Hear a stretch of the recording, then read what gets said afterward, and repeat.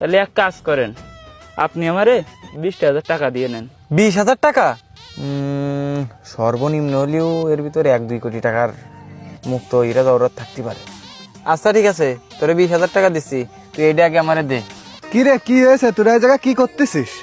ভাই আর কোয়েন না, আমি এই জমিতে কাজ করতেছিলাম, করতে করতে মাটির মধ্যে এই গড়াটা পাইছি। এর মধ্যে নাকি গুপ্তধন আছে, তাই এই ভাইটা 20,000 টাকা দিয়ে গড়াটা নিতে চাচ্ছিল। ভাই আমি তো শুনলাম এককালে এই জায়গায় রাজা বাচ্চারা থাকতো, তার সব ওদের সম্পদ সব মাটি তুলে পুঁতে রাখতো। এইটা মনে হয় সেই গুপ্তধন, তাই নাকি? আচ্ছা, এই গড়াটা আমি নেব, কয় টাকা দেওয়া লাগবে তাই কও। আইসে, যেহেতু গড়াটা আমি নিতে চাইছি, গড়াটা আমি নেব। তাই নাকি?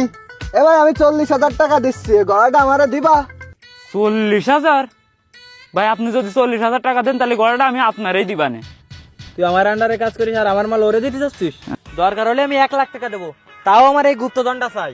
এই তুই চিনিস এটা কেডা? এটা হচ্ছে আমাদের ছোট হুজুর, তুই তার সামনে দিয়ে গলাটা নিয়ে যাবি? তোর কত বড় সাহস! এই কি করছিস? 1,50,000 টাকার কথা কি কব? লস টস হবেন নাই? আরে ভাই কি বলতেছেন, এর মধ্যে মিনিমাম 2-3 কোটি টাকা সম্পদ আছে, নিয়ে নেন ভাই।